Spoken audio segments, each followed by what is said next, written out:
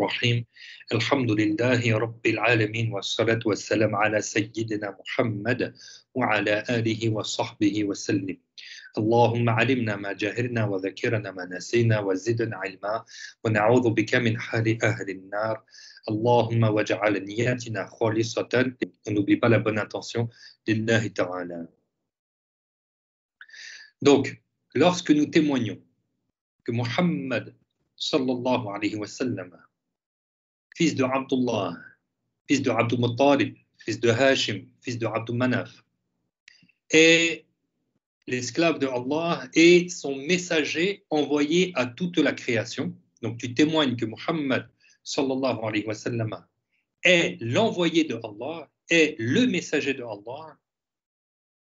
Alors tu crois, puisque tu crois en lui, tu crois en ce qu'il a dit.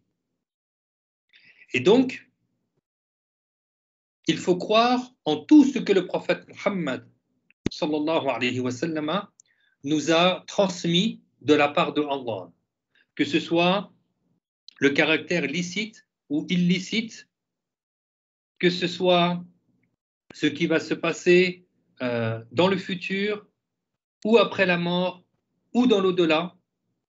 Lui, il ne s'exprime pas sous l'effet de la passion. Ce qu'il dit est certes une révélation que Allah lui révèle. Donc, tout ce que le prophète sallallahu alayhi wa sallam a transmis concernant les sujets de la religion, c'est ce que lui-même a reçu par révélation. Donc nous, c'est un devoir d'y croire.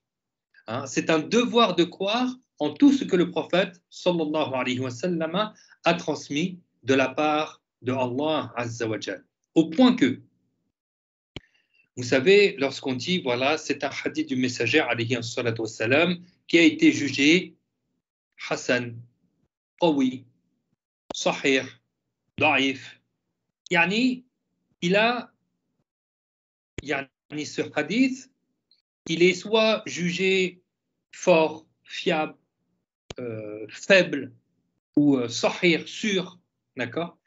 Donc, en ce qui concerne le hadith qui est da'if, qui est faible, on ne le prend pas pour exposer un sujet de la religion.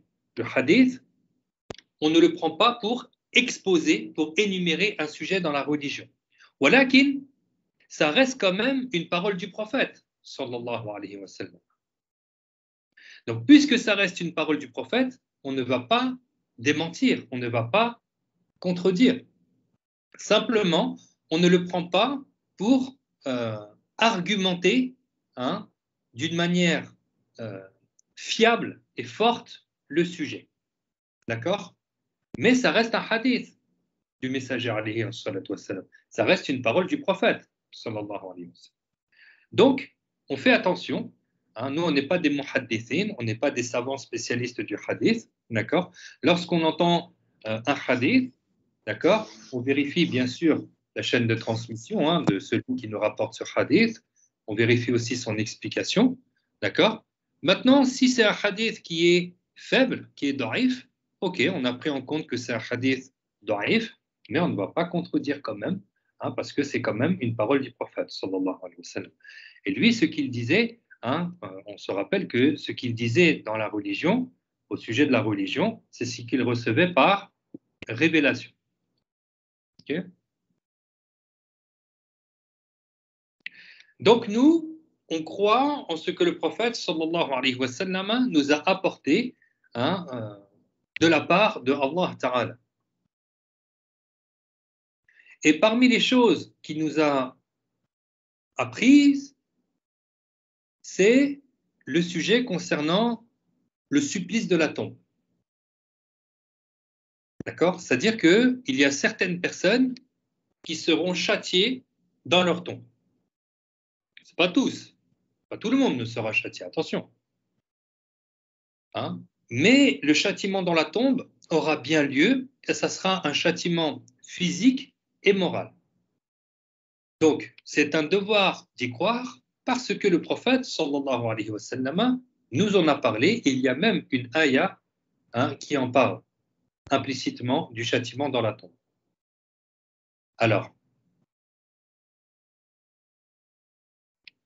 La mort, par définition, la mort, c'est la sortie de l'âme du corps.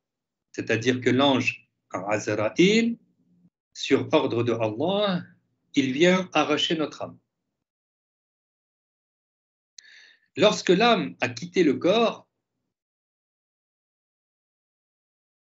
il n'y a plus de vie. C'est-à-dire que nous voyons le corps inerte, sans âme. Le corps est mort, il n'y a plus l'âme. L'âme a été retirée. Lorsque l'ange Azraïl vient, et son nom est bien Azraïl, ça a été rapporté par le Qadi Iyad al-Yahsubi dans son livre Al-Shifa, il a rapporté l'unanimité des savants que l'ange de la mort s'appelle Azraïl. Lui, lorsqu'il vient arracher l'âme, il ne vient pas seul. Il y a avec lui un groupe d'anges qui sont les anges de la miséricorde, et il y a les anges du châtiment. Donc lorsqu'il arrache l'âme, il s'en débarrasse, il la donne immédiatement à l'un de ces deux groupes. Donc soit c'est les anges de la miséricorde qui prennent son âme, soit c'est les anges du châtiment.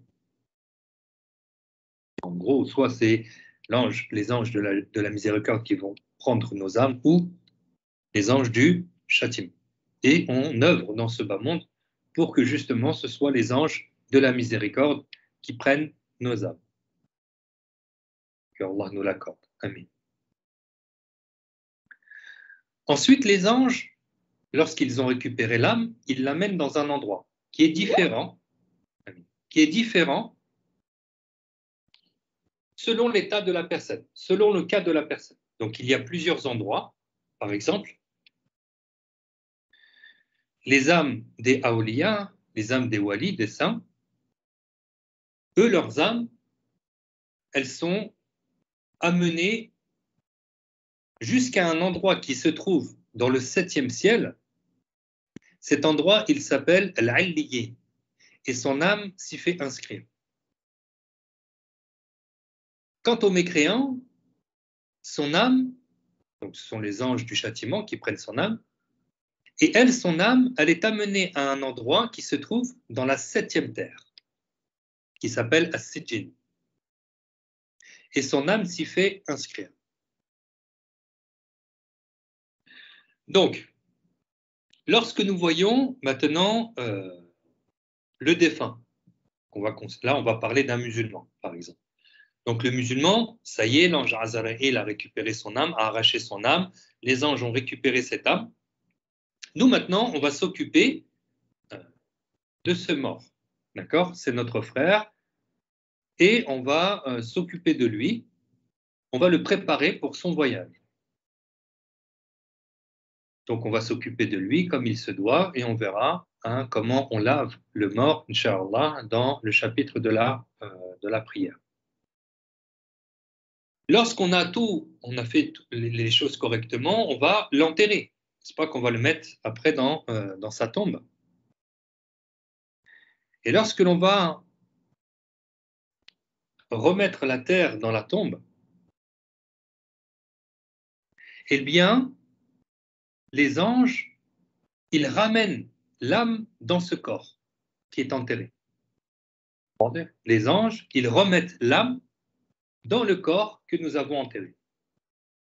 Allahu Akbar. Dans la tombe, il y aura alors un corps plus une âme. Corps plus âme égale la vie. Donc, le mort va vivre dans sa tombe, mais pas d'une vie similaire à la nôtre, à celle des vivants. D'accord ? Il va vivre pendant cette période qui est appelée Al-Balzar. C'est la période qu'il y a entre la mort et la résurrection. Donc, lui, dans sa tombe, il va vivre et il va soit connaître dans sa tombe le châtiment dans la tombe, ou bien la félicité dans la tombe. Selon son cas, selon son état. Là, on a parlé de qui? D'un musulman. D'accord? Un musulman qui est mort. Soit il connaîtra un châtiment dans la tombe, soit il connaîtra une félicité dans la tombe. Quant au mécréant, le non-croyant,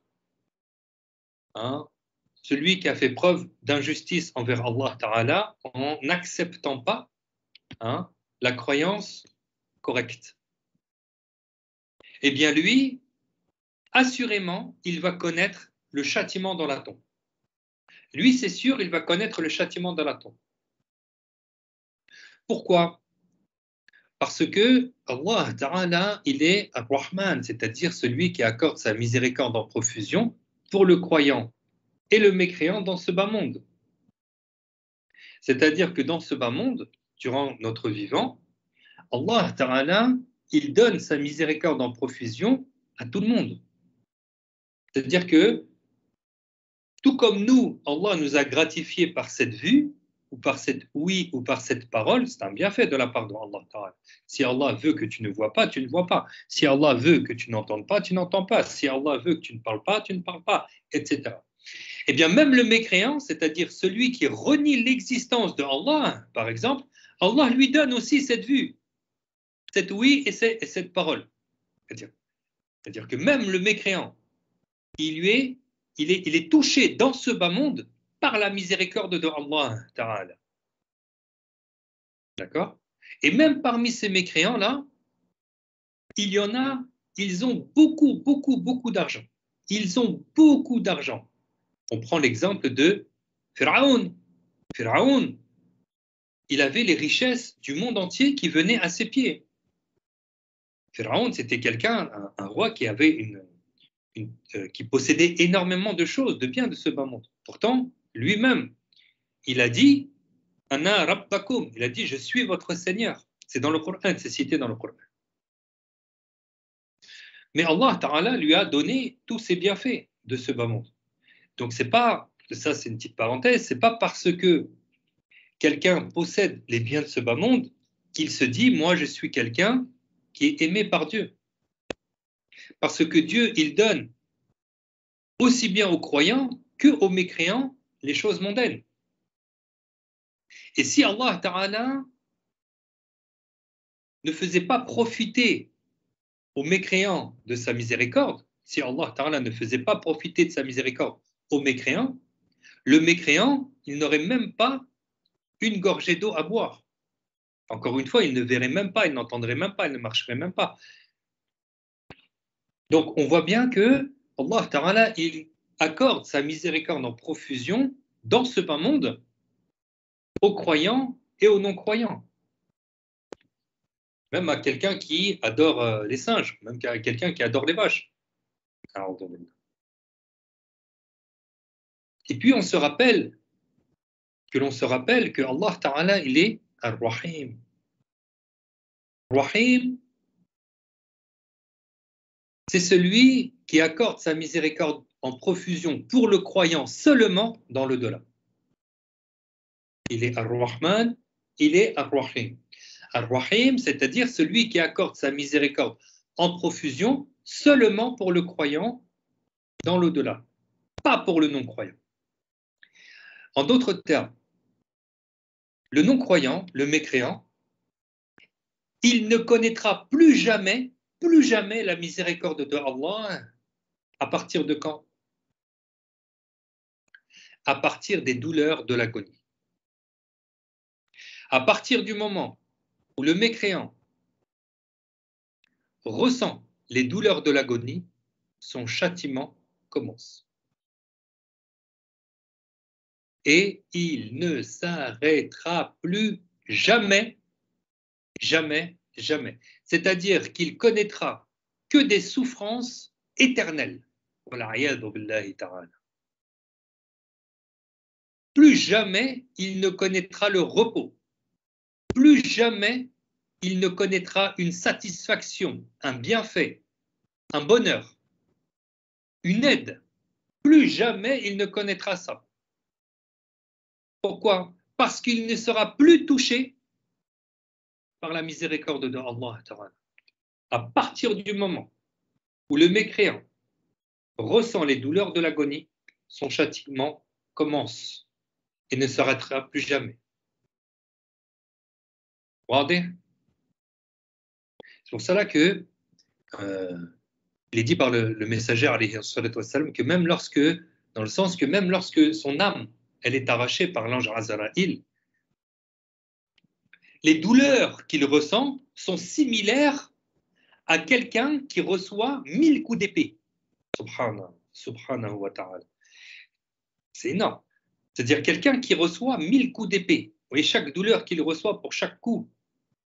Ça, c'est seulement lorsque son âme est arrachée. Et je vous ai dit, puisqu'il ne connaîtra plus jamais la miséricorde de Allah, donc il ne connaîtra plus de soulagement. Par exemple, lorsque tu te fais mal, lorsque tu cognes ton pied sur un meuble, tu as mal. Et ce que tu souhaites, ce que tu demandes, c'est que la douleur, elle s'en va. Le fait que la douleur, elle s'en va, elle parte, tu trouves un apaisement, un soulagement. Ça, c'est un bienfait de la part de Allah Ta'ala, que la douleur s'estompe, voire même qu'elle parte.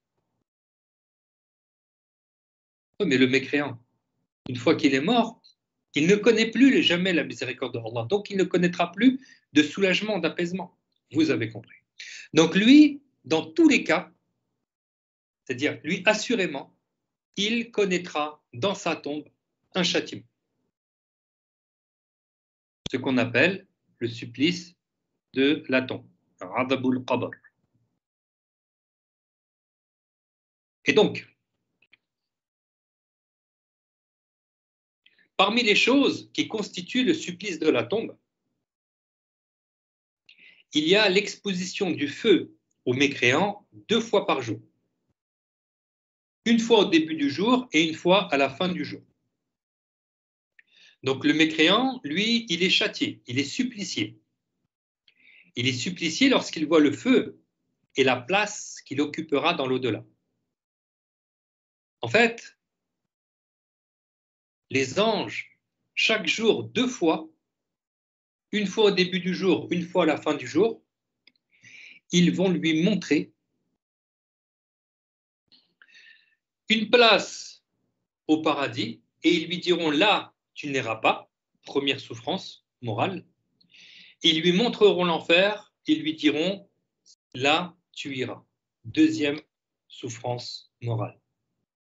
Donc chaque jour, il va souffrir de la vision qu'il prendra lorsqu'il verra la place qu'il occupera dans l'au-delà. Tous les jours, 2 fois par jour, on lui dira tu iras dans cette place en enfer. Et c'est un endroit qui est terrifiant, l'enfer. C'est un endroit qui est terrible, terrible de souffrance. Chaque jour, on lui dira 2 fois par jour, c'est là où tu iras. Essayez de vous faire un rapprochement d'esprit en vous disant, c'est comme si on vous disait là, durant votre vivant, qu'un ange, il vous dit, tu vois cet endroit, c'est là où tu iras. Imaginez, Yanis, que Allah nous préserve de cela. Imaginez la souffrance morale que la personne va ressentir. Mais c'est ça qui va ressentir le mécréant. Pire encore, il va ressentir pire que ça dans sa tombe. Parce que là, c'est avec certitude, il n'aura pas l'occasion de revenir dans ce bas monde. De toute façon, le mécréant, comme Allah Ta'ala nous l'apprend, Allah Ta'ala, il nous apprend au sujet du mécréant. Je vous ai dit, ces mécréants dans les cours précédents, ils aiment être dans la mécréance. Ils aiment la mécréance. Mais Allah Ta'ala nous apprend au sujet de ces mécréants, et Allah, c'est lui qui les a créés. Lui, il connaît leur état, il sait toutes choses de toute éternité.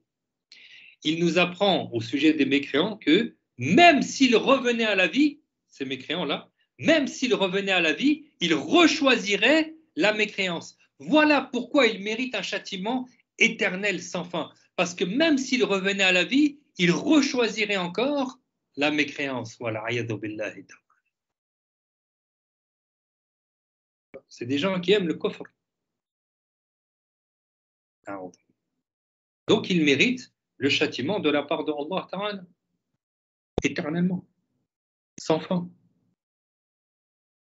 Lorsqu'ils seront mis en enfer, chaque jour pour eux sera pire que le précédent, et ce pour l'éternité. Chaque jour sera pire que le précédent, et ce pour l'éternité. Parce que même s'ils revenaient à la vie, ils rechoisiraient encore la mécréance. Voilà, l'état de ces gens,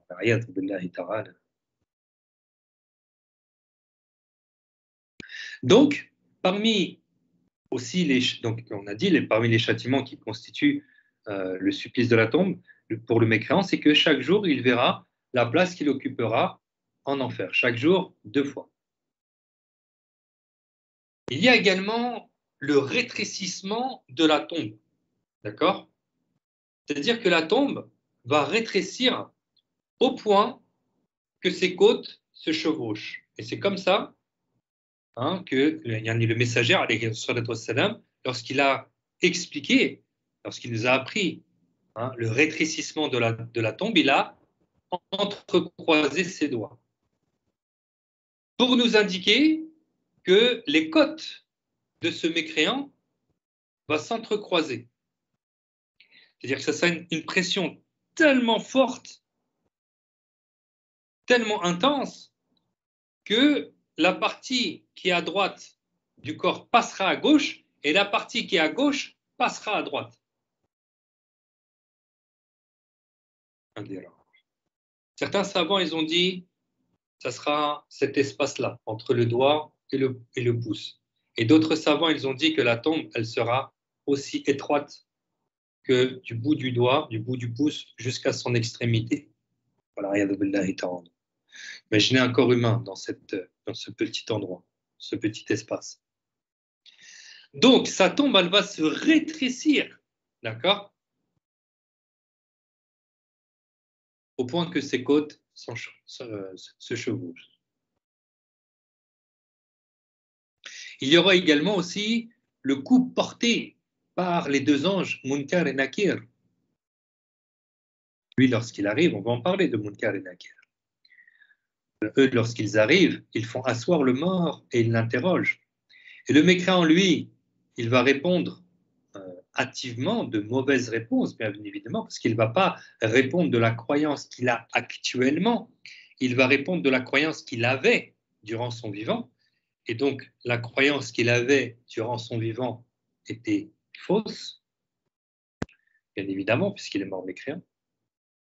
Et donc, ils vont lui assainir un coup, les 2 anges, avec une masse de fer. Ils vont lui mettre un coup derrière sa tête, entre les oreilles, d'accord? Derrière la tête, entre les oreilles. Au niveau, dans l'endroit de l'os qu'on appelle l'occiput, c'est un endroit qui est très sensible, d'accord? Si tu mets des petits coups comme ça sur l'occiput, tu vas avoir très mal. C'est comme si ton cerveau il est en train de bouger. Et mettre un coup très puissant, la personne peut en mourir. Et ça fait mal cet endroit-là. Donc, c'est à cet endroit-là que les 2 anges vont lui porter ce coup avec cette masse de fer. Un coup très puissant, très violent. Il va crier. Il a été rapporté dans un hadith que si les 2 anges frappent la montagne de Uhud avec cette masse de fer, la montagne s'effriterait. Ce même coup porté à la tête d'un homme. Allah Ta'ala nous a voilé le cri que pousse le mécréant dans sa tombe, par miséricorde de sa part. Subhanallah. Par miséricorde de sa part, il nous a voilé, on est empêché d'entendre le cri que pousse le mécréant, parce que beaucoup d'entre nous, le cœur ne supporterait pas ce cri-là. Allahu Akbar. Les animaux, eux, par contre, peuvent entendre le cri d'hurlement que pousse ce mécréant dans sa tombe.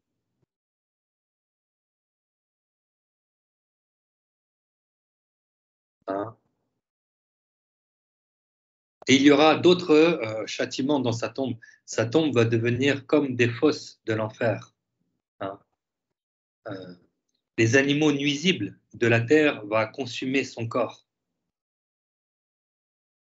Il y a même des serpents qui vont lui nuire, les animaux nuisibles. Ils vont venir, ils vont consommer sa chair, ils vont lui. Et lui, il est vivant. Lui, il est vivant dans sa tombe. Il est vivant dans sa tombe. Ça veut dire, il va connaître le châtiment physique et moral. Donc, il y a aussi, donc le moral, on en a parlé, et aussi le physique. Les douleurs physiques, il va les ressentir. Voilà, que Allah nous pardonne. Que Allah nous pardonne. Il y a également certains musulmans qui vont connaître le châtiment de la tombe. Ouais. Il va y avoir certains musulmans, donc certains croyants, vont également connaître le châtiment dans la tombe. Mais ça sera un châtiment qui est moindre que celui des mécréants. Il ne sera pas aussi intense, ce châtiment. Mais ça sera quand même un châtiment. Il va connaître des souffrances aussi, hein, ce grand pécheur. On pourrait dire ce pervers, ce musulman pervers. Pourquoi pervers? Parce qu'il a été perverti à désobéir à Allah Ta'ala. Il a été perverti à être injuste envers Allah en faisant des péchés, en faisant ce que Allah a interdit, ou bien en ne pratiquant pas ce que Allah a rendu obligatoire.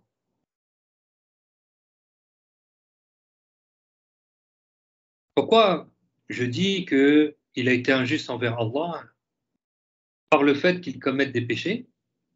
Parce que Allah Ta'ala nous confie ce corps qui lui appartient. Ce corps n'est qu'un bien en réalité qui a été confié. Donc tu ne peux pas faire n'importe quoi avec ce corps-là. Tu es sujet à des obligations et tu es sujet à éviter les interdits. Ce que Allah a interdit de pratiquer avec ce corps. Donc, tu dois soumettre ton âme à l'obéissance à Allah Ta'ala en accomplissant avec ce corps ce que Allah a rendu obligatoire et en évitant ce qu'il a interdit. Donc, quelqu'un qui ne fait pas ses obligations, il est injuste envers Allah Ta'ala. Quelqu'un qui commet les péchés, qui commet les choses que Dieu nous a interdit de pratiquer avec ce corps, alors il est injuste envers Allah Ta'ala. Allah nous a confié ce corps, il nous a interdit de pratiquer certaines choses avec ce corps-là. On n'a pas le droit de le faire. Donc le faire, c'est être injuste envers Allah Ta'ala. Alors si on te demande est-ce que tu veux être injuste envers Allah, tu vas dire non. Alors tu te rappelles qu'il ne faut pas désobéir à Allah Ta'ala pour ne pas être injuste envers lui. Regardez. Et celui qui veut être injuste envers Allah, eh bien il mérite un châtiment. Il mérite une punition. Il mérite d'être châtié. C'est pour cela que nous disons que quelqu'un qui commet un péché, un haram, ça veut dire qu'il est menacé du châtiment de Allah. C'est ça le haram. Celui qui s'y engage, il est menacé du châtiment de Allah Ta'ala. Donc, il est sujet à être châtié. Pourquoi? Parce qu'il a fait le haram. C'est ça la définition du haram. D'accord? Le haram, c'est celui qui s'engage dans cet acte qui est interdit et alors il est menacé du châtiment de Allah. Donc, quelqu'un qui s'engage dans le haram, il s'expose au châtiment dans la tombe. Alors, certains musulmans, ils seront châtiés dans leur tombe. Et certains d'entre eux, leur châtiment, il va s'arrêter dans la tombe et il va reprendre au jour du jugement. Pas comme le mécréant, lui, son châtiment, il ne s'arrête pas. Le musulman qui va se faire châtier dans la tombe, certains d'entre eux, son châtiment va s'arrêter, puis ça va reprendre. Ça veut dire qu'il aura encore un châtiment au jour du jugement. Et puis certains, en plus qu'ils auront un châtiment au jour du jugement, ils seront mis en enfer. Vous voyez? Et ça, on parle de certains musulmans, de certains croyants. Alors, Oui, Allah Ta'ala, il est Al-Ghafour, il est celui qui pardonne. Mais ce n'est pas une obligation pour Allah Ta'ala de pardonner. Et il y a des péchés que Dieu ne pardonne pas. N'est-ce pas que lors d'une bataille, à la fin de la bataille, le messager de Allah, sallallahu alayhi wa sallam, il a vu un de ses compagnons mort dans le champ de bataille. Il a vu un de ses compagnons mort dans le champ de bataille. Et il a dit à son sujet que celui-là, il est en enfer. C'était un de ses compagnons. Il est mort dans le champ de bataille. Et il a dit à son sujet que celui-là, il est en enfer. C'est-à-dire qu'il va aller en enfer. Pourquoi? Parce que il est mort, mais il avait pris, il est mort avec des tissus. En fait, il avait pris du butin de guerre avant le partage légal. Il avait pris du butin de guerre avant le partage légal. Et ça, c'est un grand péché. Et par rapport à ce qu'a dit le prophète, sallallahu alayhi wa sallam, c'est un péché qui n'a pas été pardonné par Dieu. Pourtant, il était dans le champ de bataille. Mais avant de mourir, il a commis un grand péché. Et donc, son cas, c'est que lui, il ira en enfer. Donc, Allah Ta'ala, il est Al-Ghafour. Si tu lui demandes le pardon, Allah te pardonne, comme il nous l'apprend dans le hadith Qudsi. Si tu as des montagnes de péchés et que tu demandes le pardon à Allah, Allah te pardonne. Si tu avais des péchés qui montent jusqu'au ciel et que tu demandes le pardon à Allah, Allah te pardonne. Sah. Voilà que les gens se rappellent qu'on n'a pas le droit de lui désobéir dans ce bas monde et que tu ne sais pas quand est-ce que tu vas mourir et tu ne sais pas si tu vas mourir sur la repentance. Tu ne sais pas si tu vas mourir sur ton istighfar. Que Allah nous pardonne. Demandez à Allah Ta'ala qu'il nous pardonne. Multipliez la demande de pardon à Allah Ta'ala. Autant de fois que nécessaire. 100 fois, 1000 fois, 10 000 fois par jour. Demandez le pardon à Allah Ta'ala. Donc, tout comme nous devons faire la prière, c'est une obligation pour chacun d'entre nous de faire la prière. C'est une obligation pour tout le monde de faire la prière. Et celui qui ne fait pas la prière, il va se reposer sur le fait que Allah, il est Al-Ghafur. Celui qui ne fait pas la prière et qui ne jeûne pas Ramadan, il va se reposer sur le fait que Allah, il est Al-Ghafur. Il ne fait pas la prière, il ne fait pas le jeûne de Ramadan, et il ne fait pas le Hajj, alors qu'il en a la capacité physique et financière, et il va se reposer sur le nom de Allah Al-Ghafur. Et il ne s'acquitte pas de la zakat, et il multiplie les péchés. C'est un buveur d'alcool, c'est un fumeur de drogue, c'est un fornicateur, c'est un voleur, c'est un criminel, et il va se reposer sur le nom de Allah Al-Ghafur. Oh.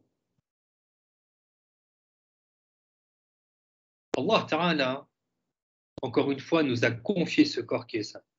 On est sujet à des obligations et à éviter des interdits. Et nous devons apprendre qu'est-ce que le prophète Muhammad sallallahu alayhi wa sallam nous a rendu comme étant obligatoire, et nous devons apprendre qu'est-ce que Allah Ta'ala nous a interdit de pratiquer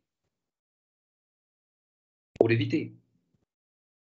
Donc celui qui désobéit à Allah Ta'ala, il est menacé de son châtiment, du châtiment dans la tombe. C'est pour cela qu'il y a des musulmans, ok, ils ont la bonne croyance, mais certains, ils seront châtiés dans leur tombe, puis d'autres, leur châtiment dans leur tombe va s'arrêter et ça va reprendre au jour du jugement dernier, et puis pour certains, en plus de cela, ils seront mis en enfer. Donc, qu'on rappelle à celui qui est dans l'insouciance, dans Al-Ghafra, que tu es menacé de l'enfer, car il y a des musulmans qui entreront en enfer. Et pour preuve, le messager alayhi wa sallam a dit sortira de l'enfer celui qui aura témoigné qu'il n'est de Dieu qu'Allah. Donc le croyant, le musulman, qui aura une dharra de foi dans son cœur. Le musulman qui aura même un atome de foi dans son cœur, grâce à cela, il ressortira de l'enfer parce qu'il est mort croyant musulman. Donc on a su à partir de ce hadith et d'autres preuves textuelles qu'il y a des musulmans qui entreront en enfer. Regardez.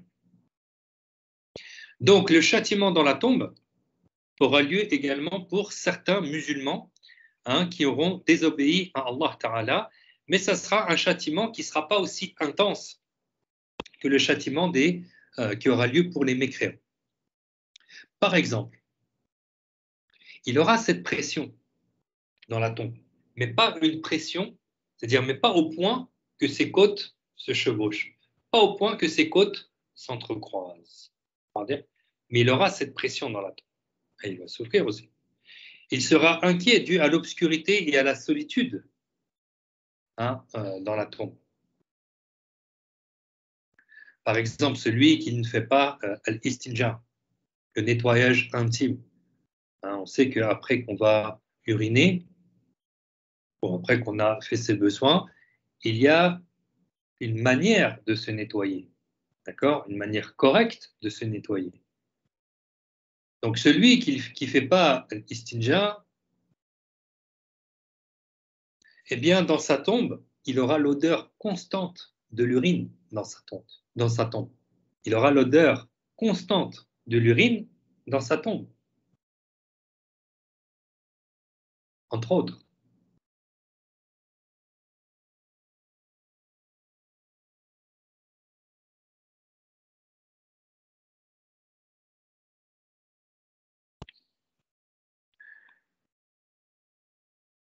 Donc, le châtiment dans la tombe est une réalité, c'est une vérité. Et on demande à Allah Ta'ala qu'il nous accorde son pardon, Allah nous pardonne, et qu'il nous accorde la capacité à œuvrer dans le bien, à faire nos obligations, à éviter les interdits. Demande à Allah qu'il nous protège, qu'il nous éloigne de ce qu'il a interdit et qu'il nous accorde la félicité dans la tombe. Amin. Alors, il y a la croyance en la félicité de la tombe. Il y a la croyance en la félicité dans la tombe. Le messager, alayhi salatu wassalam, nous en a également informé. Amin. Donc, le messager nous en a informé également. Alors, là, la félicité, par contre, c'est l'opposé du supplice. D'accord? Celui qui connaît le supplice, il est châtié. Celui qui connaîtra la félicité, lui, il va connaître un bienfait dans sa tombe. Donc, c'est l'opposé du supplice. Donc, la félicité, par exemple, la tombe, elle va s'élargir de 70 coudées sur 70 coudées. Donc, lorsqu'on parle d'une coudée dans l'islam, c'est une unité de mesure, de longueur, c'est depuis le coude jusqu'au doigt, jusqu'au bout du doigt. Ça, c'est une coudée, d'accord? Elle a été évaluée à environ 47 cm, d'accord? Environ 47 cm. Environ 47 cm. Lorsqu'on dit, par exemple, que notre maître Adam, alayhi salam, il faisait 60 coudées de haut sur 7 coudées de large. Et c'est la taille que les gens du paradis auront. 60 coudées de haut sur 7 coudées de large. Vous voyez, c'est une unité de mesure. Eh bien, la tombe, elle va s'élargir de 70 coudées sur 70 coudées. Donc là, on voit que le croyant, et bien sûr, vous avez compris que la félicité n'aura lieu que pour le croyant, que pour le musulman seulement, celui qui est mort avec la bonne croyance. Eh bien, lui, il sera à l'aise dans sa tombe, puisque la tombe, elle va s'élargir. Et ça aura lieu pour le croyant pieux, donc le taqi. Le taqi, c'est qui le pieux? C'est celui qui a accompli toutes ses obligations et qui a évité tous les péchés. Il a accompli tout ce que Allah lui a rendu obligatoire de faire dans ce bas monde et il n'a pas commis, il a abandonné il s'est éloigné des interdits. Donc, il n'a pas commis les péchés. Hein, voilà, c'est lui le pieux. Et le saint, le wali, c'est celui qui, en plus d'avoir accompli toutes ses obligations et d'éviter les péchés, il a multiplié les actes surérogatoires. Donc, on voit quand même que ces degrés-là, de piété, de sainteté, n'est pas attribué à l'ignorant. Il n'est pas attribué à celui qui ignore les lois de Allah. Hein. Parce que celui qui ne connaît pas le mal risque d'autant plus d'y tomber. Donc, ces vertueux, ils ont bien appris leur ilm daruri. Ils ont bien appris leur minimum indispensable que chaque musulman doit connaître. Et ils ont été très intelligents à pratiquer les lois de Allah Ta'ala, à faire preuve de crainte à l'égard de Allah Ta'ala, à se surveiller pour Allah Ta'ala, à faire leurs obligations, à éviter les péchés. Et comme on a dit, le wali, lui qui est ultra intelligent, hein, a consacré sa vie dans ce bas monde à ne faire que des actes d'adoration. Il a multiplié les actes surérogatoires. Donc, ces gens-là, ces vertueux, assurément, ils auront la félicité dans la tombe. Mais il y en a qui ne sont pas pieux, mais qui connaîtront quand même la félicité dans la tombe. C'est-à-dire qu'ils auront la félicité dans la tombe, même s'ils n'étaient pas pieux auparavant. Comme qui? Comme pour les martyrs de guerre, les mujahideen, hein, ceux qui sont morts dans la voie que Allah a agréée, en étant sincères pour Allah Ta'ala. En étant sincères pour Allah Ta'ala. C'est-à-dire qu'ils ont donné, ils ont été au front en combattant, donc par obligation, hein, certes, et ils ont été tués dans le champ de bataille. D'accord? C'est lui le martyr. Et il était sincère pour Allah Ta'ala. Parce que celui qui n'est pas sincère, c'est-à-dire qu'il va au combat pour que les gens disent de lui c'est un guerrier, il a été au combat pour ça, lui. Ou il a été au combat pour dire que, il se dit comme ça, ils vont dire que je suis quelqu'un de bien, ou j'ai été quelqu'un de bien. Hein, ou certains, ils vont au combat pour dire comme ça, les femmes vont dire que moi, je suis quelqu'un qui est courageux. Tu vois. Donc, lui, s'il meurt dans le combat, il meurt grand pécheur. Lui, il meurt grand pécheur. Il aura commis un grand péché. Il aura été insincère.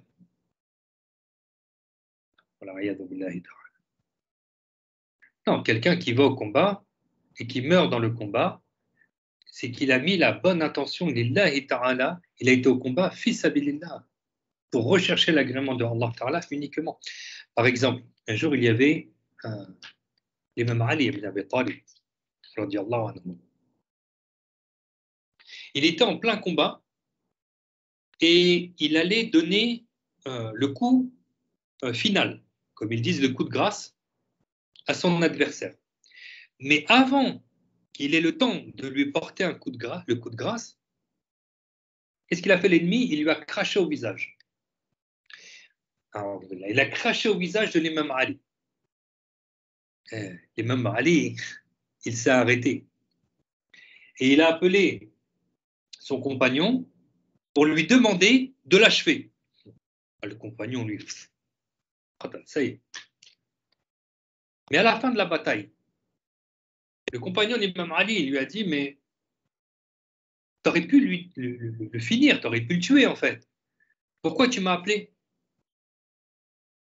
Vous vous rappelez ce qu'il a fait l'ennemi? Il a craché au visage de l'imam Ali. Qu'est-ce qu'il a dit l'imam Ali? Il a dit, j'ai eu peur de combattre pour mon nefs. Allah. Allah. Il a dit, j'ai eu peur de combattre pour mon ego. Du fait qu'il lui a craché dessus, quand tu vas au combat, c'est pas tu vas au combat pour ton ego, pour satisfaire tes passions. C'est parce que tu y vas, fils sabilillah, uniquement pour rechercher l'agrément de Allah Ta'ala, par ordre de Allah Ta'ala, tu y vas. Il faut être sincère. Oui.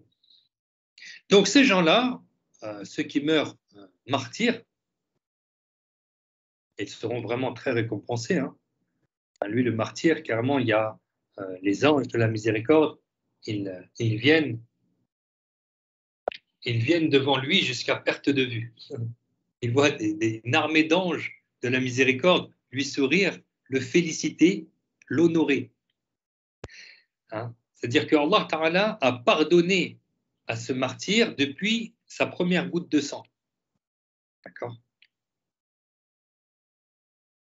Et les anges lui annoncent la bonne nouvelle qu'il entrera au paradis. C'est pour ça le martyr de guerre qui connaît cela, c'est le seul qui veut revenir dans ce bas monde pour remourir martyr. C'est le seul qui veut revenir pour remourir. Tellement il est honoré par les anges, il est félicité, il entend les bonnes nouvelles de leur part, etc. Donc eux, ces martyrs, donc eux, ces martyrs, eux, ils connaîtront la félicité dans la tombe. Et même si certains d'entre eux n'étaient pas pieux auparavant, ils connaîtront quand même la félicité dans la tombe.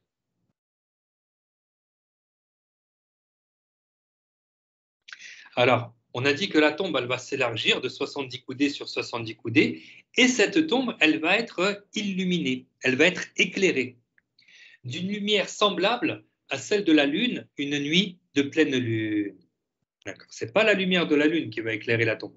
Il aura une lumière semblable à celle de la lune une nuit de pleine lune qui va éclairer sa tombe. Et même certains saints, certains walis de Allah, la tombe, elle va s'élargir jusqu'à perte de vue. Jusqu'à perte de vue. Et ça, encore une fois, ça a été vu par l'observation. Il y avait des compagnons qui étaient en route sur un chemin, ils étaient arrivés dans une grande terre très désertique et, un d'entre eux, il est mort. Il est mort sur le chemin. Eux, qu'est-ce qu'ils ont fait? Ben, ils l'ont enterré. D'accord? C'est-à-dire, ils l'ont enterré à l'endroit où ils étaient. Et puis, ils ont continué leur chemin et ils sont arrivés dans la ville la plus proche.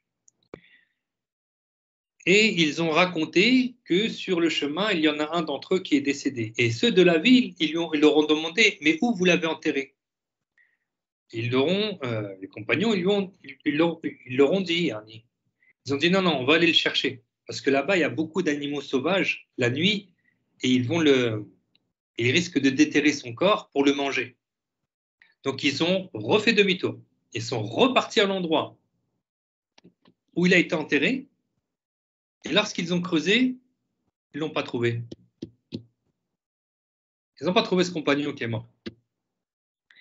Et ils ont renoncé à le chercher. Parce que quand ils ont regardé dans la tombe, il y avait une largesse jusqu'à perte de vue de la tombe. Ils ont refermé, ils sont repartis, ils ont rebroussé les chemins. C'était content pour lui, machin. Vous voyez, donc vous voyez la félicité dans la tombe? La tombe, elle devient, donc on a dit qu'elle s'élargit de 70 coudées, 70 coudées, elle est illuminée. Les portes du paradis sont ouvertes et les odeurs du paradis, il y a un accès qui fait que les odeurs du paradis arrivent jusqu'à la tombe. Sa tombe devient comme des jardins verdoyants.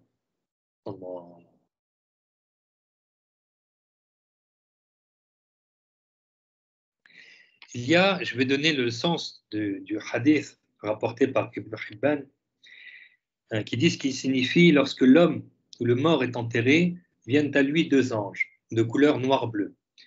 L'un s'appelle Munkar et l'autre s'appelle Nakir, et ils interrogent le mort. Que disais-tu de cet homme Muhammad? S'il est croyant, il dira, il est l'esclave de Allah et son messager envoyé à toute la création. Je témoigne qu'il n'est de Dieu que Allah et je témoigne que Muhammad est le messager de Allah. Les anges lui diront, certes, nous savions que tu allais dire cela. Puis la tombe lui sera élargie de 70 coudées sur 70 coudées et sera illuminée pour lui. Puis on lui dira dors. Alors il dormira du sommeil du nouveau marié qui ne sera réveillé que par l'être le plus cher de sa famille jusqu'à ce que Allah le ressuscite de cette couche. Donc on apprend plusieurs choses de ce hadith. L'interrogatoire par les deux anges Munkar et Nakir qui sont de couleur noir-bleu, on va y venir, Inch'Allah. Que le croyant, donc on apprend aussi une question qui sera posée, et il y en aura d'autres.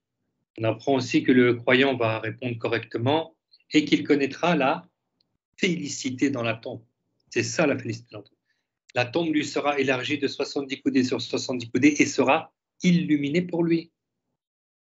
C'est ça la félicité dans la tombe. Que Allah vous l'accorde. Mais encore une fois, ça se mérite. Ça se mérite la félicité dans la tombe. Regardez. Même pour les awliya, je vous ai dit, la lumière, elle va être de couleur verte pour certains d'entre eux.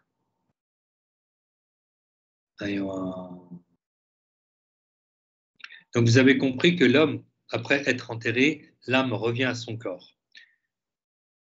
D'accord. Ensuite viendra à lui les deux anges, Munkar et Nakir. Et on a dit qu'ils assoient le mot.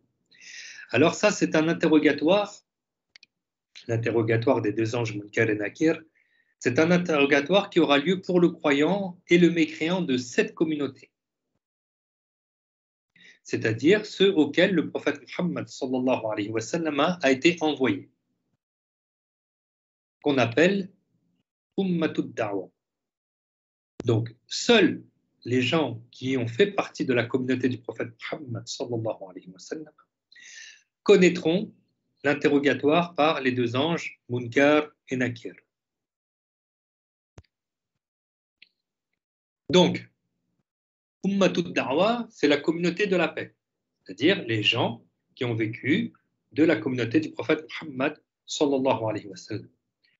Et ceux d'entre eux qui ont cru au prophète Muhammad sallallahu alayhi wa sallam sont appelés Ummatul Ijaba. Ummatul Ijaba, c'est-à-dire ceux qui ont répondu à l'appel.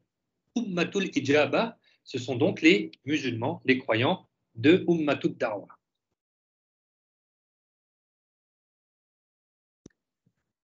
Donc, Ummatud Da'wa sera interrogé par les deux anges Munkar et Nakir. Et eux, ils arrivent avec une apparence effrayante. D'accord? Ils sont de couleur noire-bleue, leurs yeux sont comme des amandes, leur voix ressemble à celle du tonnerre. Hein? Et ils interrogent le mort. Mais le croyant complet ne connaîtra ni frayeur ni terreur suite à l'interrogatoire des deux anges, car Allah Ta'ala lui raffermit le cœur. Allah Ta'ala raffermit le cœur au croyant, donc il ne sera pas apeuré, il n'aura pas cette crainte lorsqu'il verra les deux anges, au contraire. Donc il n'aura pas peur de leur aspect effrayant, car comme il a été rapporté dans le hadith, les anges sont d'un noir bleu. Au contraire, le croyant, lui, il va être rassuré et il va répondre correctement, parce que lui, c'est un croyant, c'est un musulman.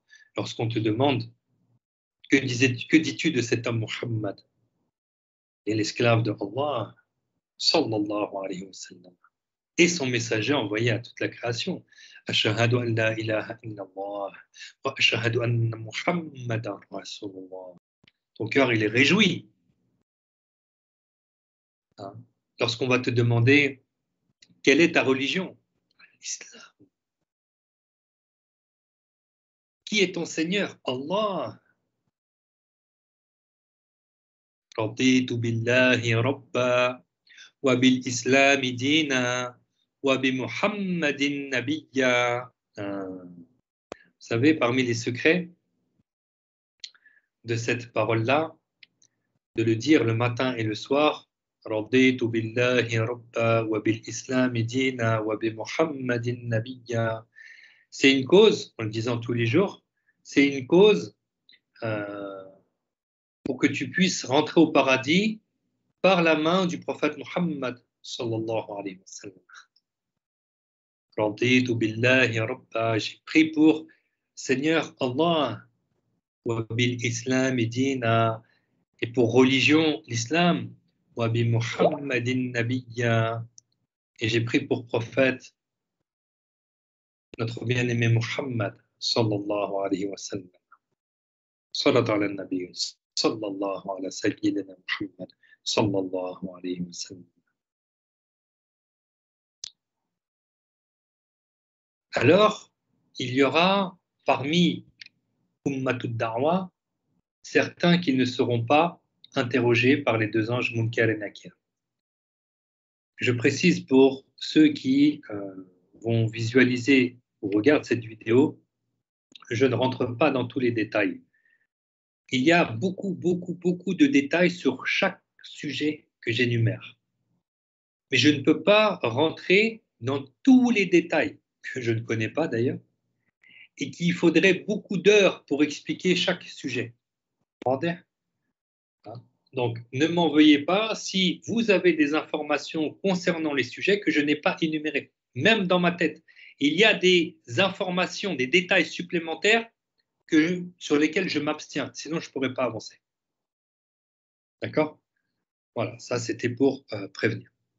Donc, il y a parmi Ummatud Da'wa certains qui ne seront pas interrogés par les deux anges, Munkar et Nakir. Et parmi ceux qui n'auront pas à connaître cet interrogatoire, il y a les enfants. Les enfants qui sont morts avant la puberté ne seront pas interrogés par les deux anges, Munkar et Nakir. Il y a aussi les martyrs de guerre. Les martyrs ne seront pas interrogés. Il y a bien évidemment les prophètes, alayhimus salam, eux ne seront pas interrogés par les deux anges, Munkar et Nakir.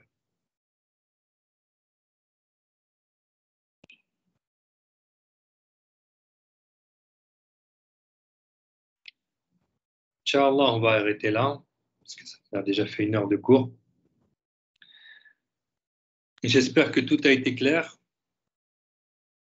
Et s'il y a besoin d'explications ou des questions, n'hésitez pas à me faire parvenir vos questions en message privé, Inch'Allah. Barakallahu fikum. Wallahu ta'ala a'lam ahkam. Alhamdulillahi rabbil alamin. Sallallahu ala sayyidina Muhammad wa ala alihi wa sahbihi wa sallim. Alhamdulillah. ربنا